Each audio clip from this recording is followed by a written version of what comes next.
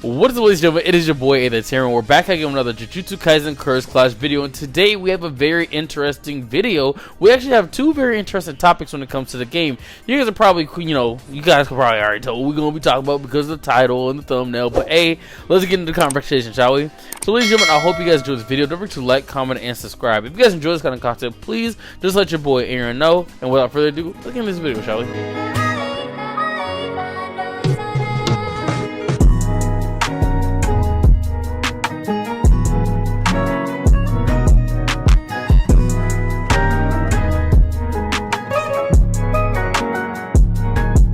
So ladies and gentlemen, as I normally do, every time I post myself a JuJutsu Kaisen Curse Clash video, I always read the comments. If you guys don't think I read the comments, that is insane. Your boy Aaron will always read the comments. The first example is from my boy Nighttime Artist when we talked about character predictions. When we talked about characters and how they might behave in the game.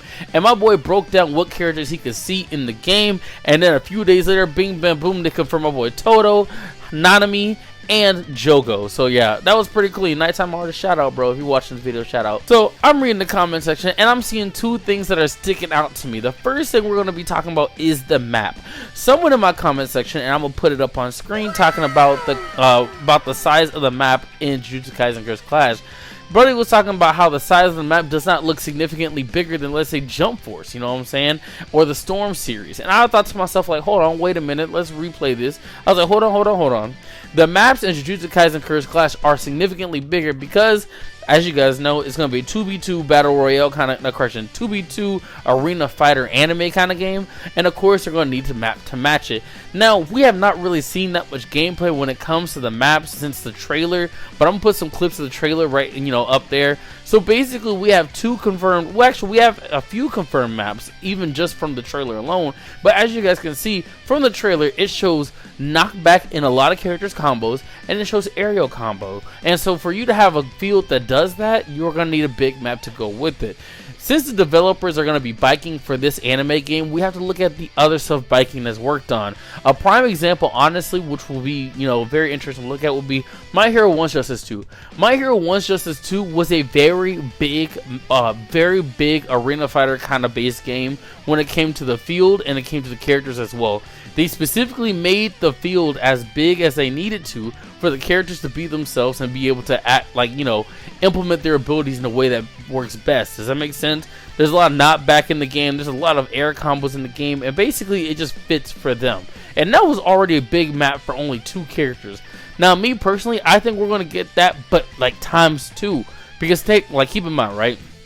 We're going to have two characters. You're going to have in total 4 people on a map at the same time, right? If it's 2v2, 1v1, the whole 9 yards, we're going to have a big map in total.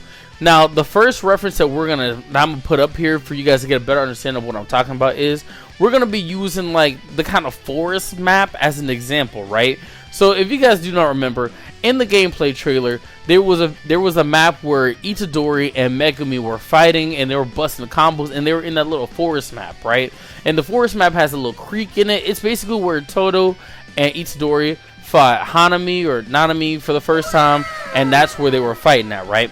At first, I thought it was going to be 2 separate matches because in another screenshot that I'm put up on the screen, we see the characters fighting in an open field. But if you look in the very back, you can still see the creek/lake in the very back of the map. Now, the question of the day here is that going to be all one map? Or is that going to be going to be 2 maps? Because think about it, man. They're very far away from that creek and lake kind of thing. And if we use it as a guesstimate, this is a very big map. I have not seen an Arena Fighters map that big since... Jump Force did have a big map, but at the same time, though, I don't like to get Jump Force's credit.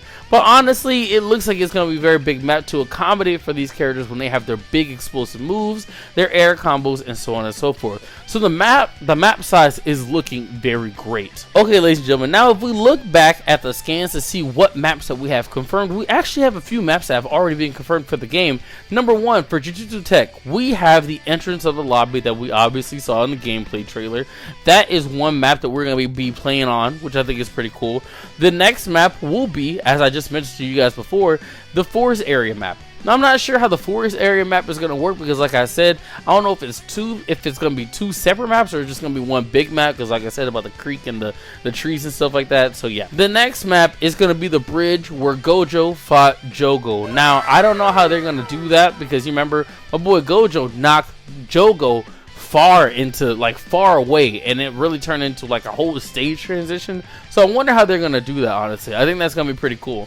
I think that they're probably just gonna, I think they're gonna stick with the bridge part of it, where it was basically Nobara and Itadori fighting side by side against those two brother curses. I think that's where the map is gonna be mainly focused around. So I think that's gonna be pretty cool. I think there's gonna be some depth, and I think there's gonna be some foliage as well. Viking loves adding in some foliage and then environmental stuff, so I think that'd be pretty cool. And finally, the last map that was confirmed was the training field from the JuJutsu Kaisen Zero movie. You know what I'm saying? Whenever they were training Yuta, and it was Panda, Inumaki, and Maki. Basically, it had that little track in the background. By the way, y'all, I still think we're gonna get my boy Yuta. Now, I don't know if he's going to be in the base game or not, but I'm really praying for base game. I feel like Yuta's going to be the last character they're going to add in the game, but anywho, I digress. But yes, the field is also a confirmed map in the game. I don't know how big it's going to be. All these screenshots we've been getting of recent looks like it's been coming from a gameplay trailer, and I'm excited for us to get that gameplay trailer so we can really understand what we got going on here, Next, ladies and gentlemen, we're going to be talking about something very interesting that is low-key a staple of JuJutsu Kaisen. We are going to be talking about domain expansion. Now, like I said in the intro of this video, I was sitting around reading comments and I saw this very interesting comment from the user Crusher737, and I'm going to put the comment up on screen. So we're going to read it together. It says they could add domain expansion to buff your technique, cancel your opponent's technique gauge, and counter other domain, which will depend on how much curse energy you use on your domain to cancel out the other one. But you can only use it once, and your technique will have a cooldown after use. Simple domain to counter the sure hit of the domain expansion. Finally, domain amplification so that you can use it to buff your attacks and cancel the technique of opponents upon impact, but at the cost of not being able to use your own technique. Then Crusher proceeds to say, also something that could work is that the domain expansion and simple domain remove the curse energy amount that you use instantly, while domain amplification uses your curse energy constantly. Ladies and gentlemen, I'm not even gonna lie to you. I feel like A, that would be clean, and B, I honestly think that Crusher was on the nail of how domain expansion is going to work in the game. So ladies and gentlemen, if you guys do not remember, in my previous video we talked about awakening attacks, right? Basically, awakening attacks can be used only once per game, and they're a very strong attack that each character gets a chance to use. For example, Itadori gets to use Black Flash ×4 that he used on Hanami. I want to say it's Hanami. I keep getting Hanami and Nanami mixed up. On Hanami. And then we have Inumaki, whose awakening attack is Crush.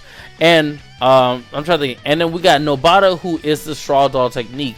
Now, the three characters they did not confirm their awakening techniques was Gojo, Megumi, and Sukuna, and I think there is a specific reason for that. In my previous video, I mentioned I think the reason they did not add them is because I think that their awakening techniques are going to be domain expansions, right? Because we saw all three of those characters use domain expansion in the show. For example, we saw Gojo use domain expansion against Jogo. We saw Megumi use his, unfinished domain expansion against one of those curses, and then we were able to see Sukuna use his domain expansion on that cursed creature being thing. You know what I'm talking about?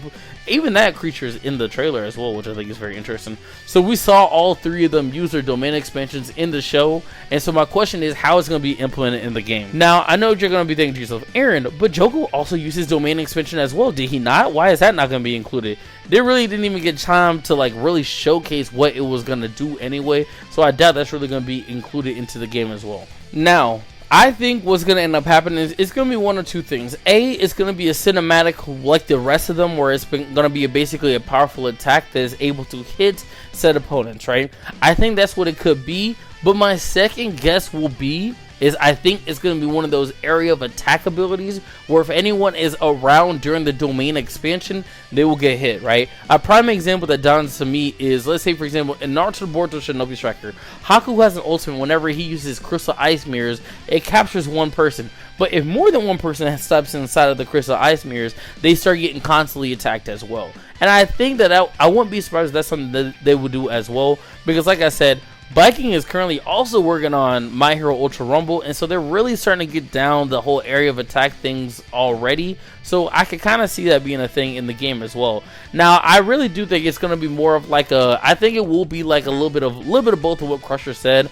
I think we're going to probably get something that's going to counteract other people's curse techniques and at the same time buff curse techniques. Does that make sense? Because the whole point of the domain expansion is basically it is their world and it makes them much powerful in the process as well. If I had to bet my bottom dollar on any one of these things that I can see what's going on here, I can see it being the first thing that Crusher mentioned, how the domain expansion will be able to buff your techniques and cancel out other people's techniques unless it's being countered by another domain.